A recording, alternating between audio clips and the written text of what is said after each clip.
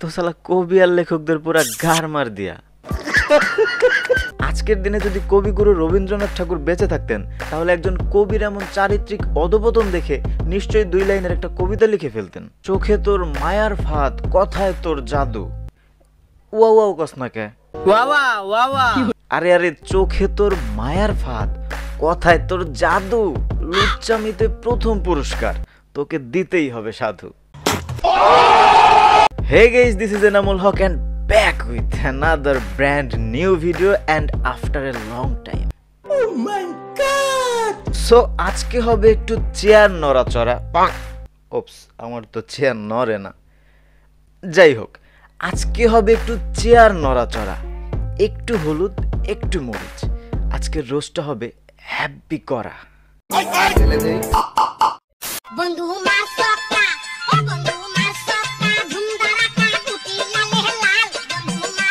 ওরে সালা, ওই তো দেখি পুরো ফিল নিয়ে ধরছে ভাই, মানে পুরা সে ফিলে আছে একদম।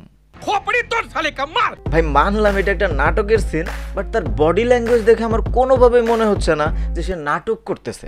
বিশ্বাস করেন ভাই, ওর যদি সুযোগ থাকতো তাহলে সে এখানেই তার ব্যক্তিগত কলম বের করে কবিতা লেখা শুরু করতো। If you know what I mean. तू समझा? हाँ। नहीं, तू समझा नहीं। ভাই এখানে কারো পাচারতে বসি নাই, পাচারটার সুযোগও নাই।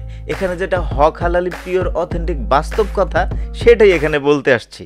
ভাই প্রথম কথা হচ্ছে, প্রতিটা মানুষই তার যোগ্যতার থেকে বেশি কিছু পেয়ে গেলে সেটার মূল্য বোঝে না এবং সেটার মিস ইউজ করতে শুরু করে। এই সেম অবস্থাটা হয়েছে আমাদের এই হট কবির। সঠিক বলেছেন ভাই। তার এখন প্রতিটা ভিডিওতে শুধু চিপকা চিপকি আর চিপকা চিপকি। এখন আরেকটা কথা হইতেছে ভাই, শুধুমাত্র ওর দোষ দিয়ে তো লাভ নাই, এই মেয়েগুলাও কেমন ভাই আপনি চিন্তা করেন। আমি তো চিপে যাচ্ছি একটু গ্যাপ। মানে ভাই এইভাবে চিপকায় কেন দাঁড়াইতে হবে, আমার এইটাই তো মাথায় ঢুকে না। মানে ওর সাথে এমন কি আছে যেটার জন্য ওর সাথে চিপকায়, মানে কে কত বেশি চিপকায় ছবি উঠতে পারে এইটা নিয়ে প্রতিযোগিতা করতেছে এই মেয়েগুলা। মানে দেখতে আশ্চর্য। এখন একটা পুরুষ মানুষ তো একটু চিপকা চিপকি পাইলে একটু হট হবে, এটা তো স্বাভাবিক। যাক, আমি তারপরও কাফি ভাইকে বলবো, ভাই আপনি আরো বেশি সতর্ক হন। আপনাকে বেশিরভাগ মানুষ ভালোবাসে আপনার সততা দেখে, আপনার যে প্রতিবাদ করার স্পিড এইটা দেখে। আপনি ভাই একজন ব্যক্তিত্ব সম্পন্ন মানুষ। আপনি যদি অনলাইন প্ল্যাটফর্মে চিপকা চিপকি অশালীনতা করেন তাহলে সবাই তো নিতে পারবেন আপনাকে। এবং এইটা মনে রাখবেন, আপনার পতনের জন্য এই একটু সামান্য পরিমাণে অশালীনতাই যথেষ্ট।